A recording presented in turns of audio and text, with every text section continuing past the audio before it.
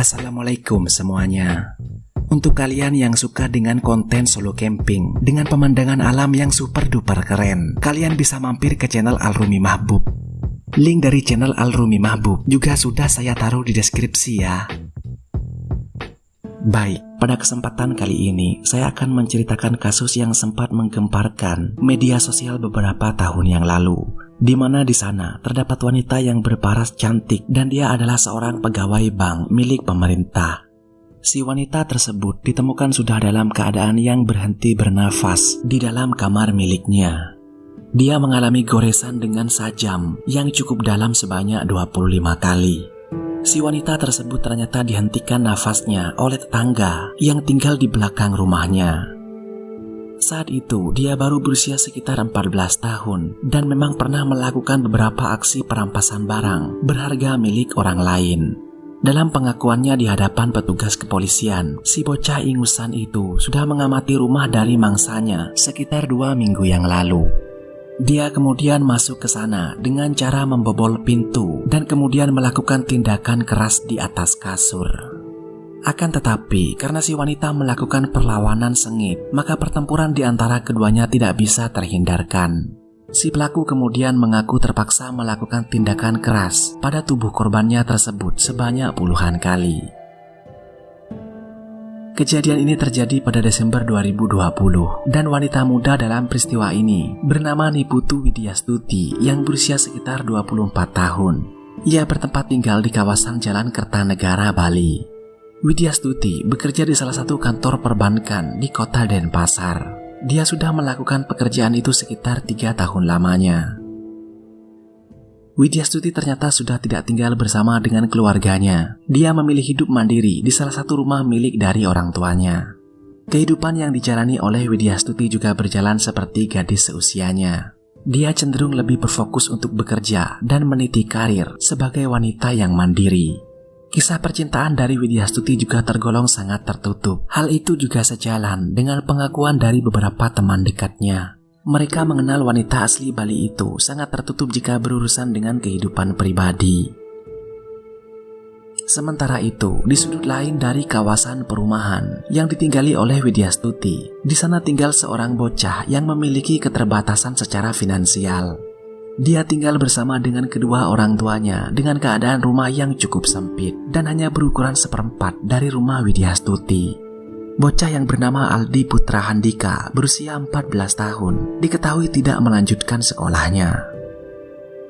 Kehidupan yang dijalani oleh bocah ingusan itu terhitung sangat keras.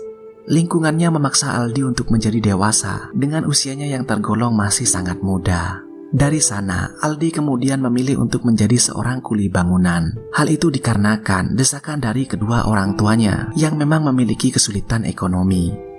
Dari sana, kehidupan yang keras itu membuat pergaulannya semakin tidak terkendali. Pertemanannya dengan para tukang bangunan yang memiliki usia yang terpaut jauh memberikan dampak yang cukup negatif. Itu terbukti di mana pada suatu hari, kegiatan buruk yang dilakukan bocah tersebut adalah atas inisiasi oleh teman kulinya, di mana dia melakukan pengambilan barang berharga milik orang lain. Dan dengan kepolosan dan hanya bermodal nekat, dia kemudian memberanikan diri untuk masuk ke salah satu rumah milik warga. Dia bersama dengan satu temannya mengambil barang elektronik yang berada di sana. Akan tetapi, aksi itu ternyata ketahuan dan Aldi saat itu hanya tertangkap sendirian, sementara temannya mampu untuk melarikan diri. Dia diamankan oleh aparatur desa dan juga petugas kepolisian. Namun karena alasan masih berusia di bawah umur, Aldi kemudian tidak ditahan.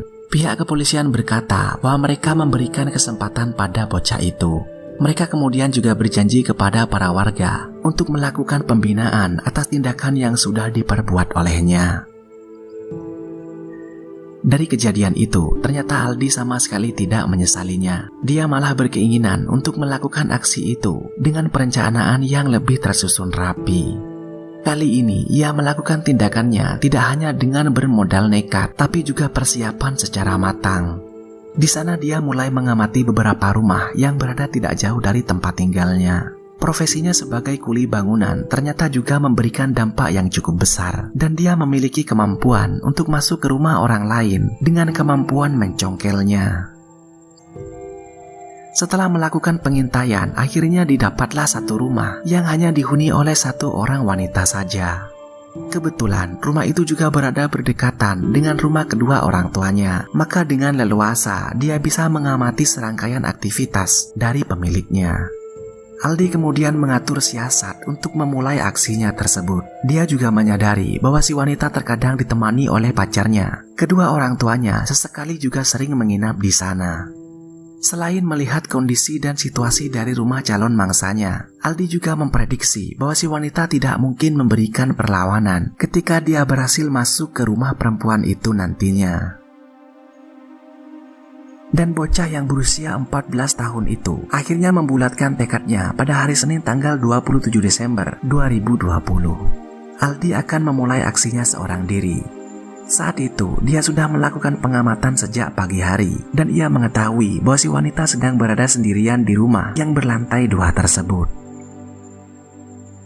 Pada sekitar jam 12 malam, Aldi sudah berada tepat di belakang rumah Widyastuti. Dengan keahlian yang dimilikinya, dia kemudian berhasil membuka salah satu pintu di sana. Dalam waktu yang cukup singkat, Aldi kemudian mulai masuk dengan perlahan. Dia tidak membawa banyak peralatan dan hanya bermodal tubuhnya saja untuk menjadi tameng dalam melakukan aksinya. Hingga ketika sudah berada di salah satu sudut di rumah itu, Aldi kemudian melihat pemilik rumah yang memakai celana pendek yang sedang mengambil minum. Aldi secara naluri kemudian bersembunyi di balik pintu dapur. Dia mencoba untuk tidak kepergok dan memutar otak agar persembunyiannya itu berjalan sesuai rencana. Hingga ketika pemilik rumah yang bernama Widyastuti itu kemudian berjalan ke tangga yang menuju ke lantai 2. Dari belakang, dengan perlahan bocah ingusan itu mengikutinya sampai ke atas. Aldi juga membawa sajam yang diambilnya di dapur. Dia mempersiapkan segala konsekuensi yang akan terjadi dalam melakukan aksinya tersebut. Si bocah itu kemudian memutuskan untuk tidak hanya melakukan pengambilan barang berharga di rumah itu. Sebab karena matanya sudah melihat seorang wanita cantik yang hanya memakai celana pendek saja, maka dia juga akan melakukan tindakan enak terhadap Widyastuti. Ketika Widyastuti berada di dalam kamar, Aldi kemudian langsung masuk dan melakukan penyergapan kepadanya. Dengan tanpa memberikan kesempatan untuk melakukan perlawanan, Aldi kemudian langsung mendorongnya dan mengancamnya dengan sajam yang ada di tangan kanannya. Sontak hal itu membuat Widyastuti langsung panik. Dia tidak menyangka bahwa ada satu orang pria yang sudah berhasil masuk ke dalam rumahnya. Dengan seketika, Widyastuti langsung berteriak dengan sangat keras. Dia seolah tidak takut meskipun ada sajam yang tepat diarahkan ke wajahnya. Akan tetapi, sayangnya gertakan dari Aldi bukan sekedar main-main. Satu serangan kemudian langsung dilancarkan olehnya hingga mengenai telapak tangan bagian kanan Widyastuti. Aldi mengaku bahwa awalnya dia tidak ingin menyakiti wanita tersebut. Dia hanya bertindak mengancam agar si wanita terdiam dan membiarkan dirinya mengambil barang berharga di rumah itu dan memasrahkan diri untuk dilakukan hal enak pada tubuhnya. Akan tetapi, Widyastuti seolah tidak takut dengan serentetan ancaman yang Aldi berikan. Aldi yang seketika merasa sangat panik karena teriakan korban semakin keras, maka pertempuran di antara mereka tidak bisa terhindarkan. Aldi lalu melakukan serangan demi serangan dengan sajam yang dibawanya dari dapur.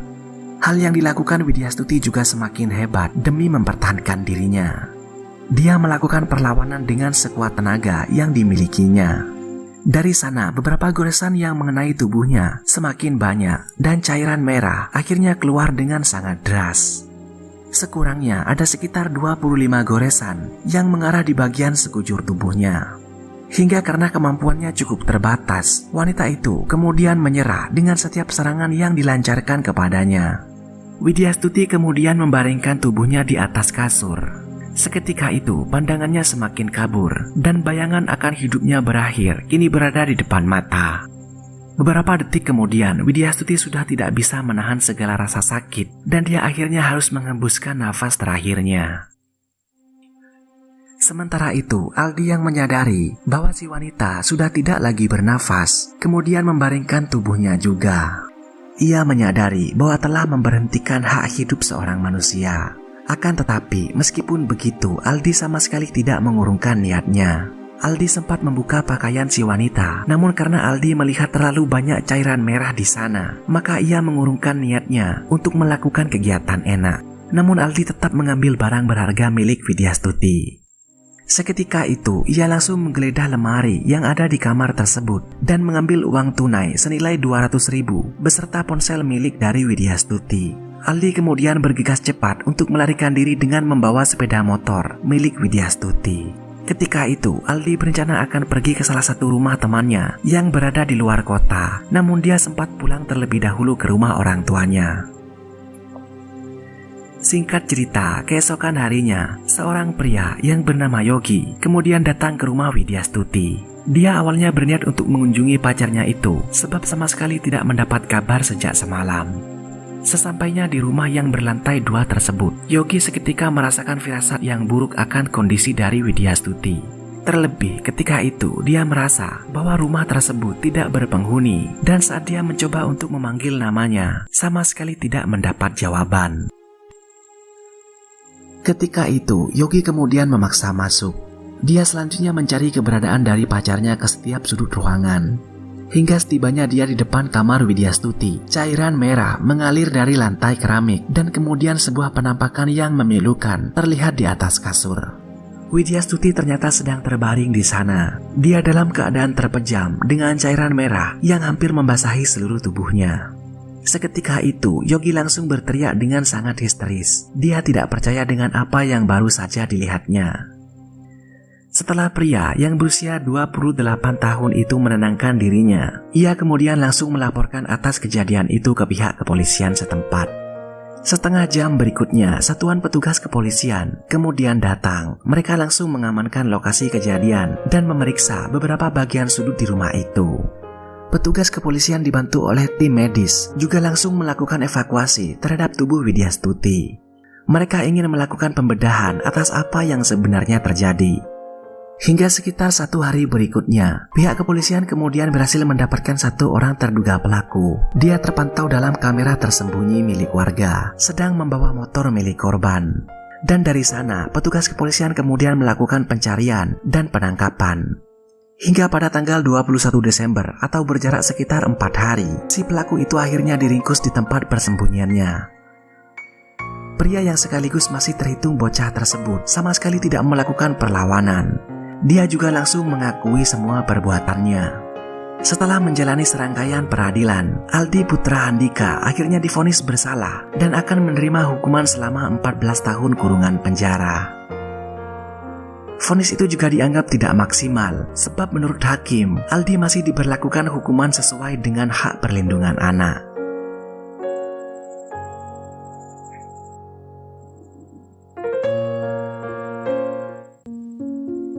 Bagaimana menurut kalian? Apakah perilaku dari Aldi ini masih layak disebut kelakuan seorang anak?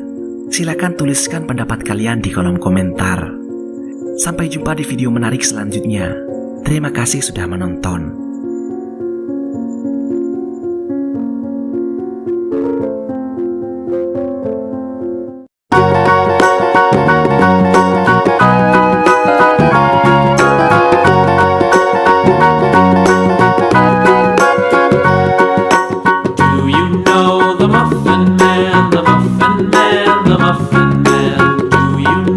The Muffin Man who lives on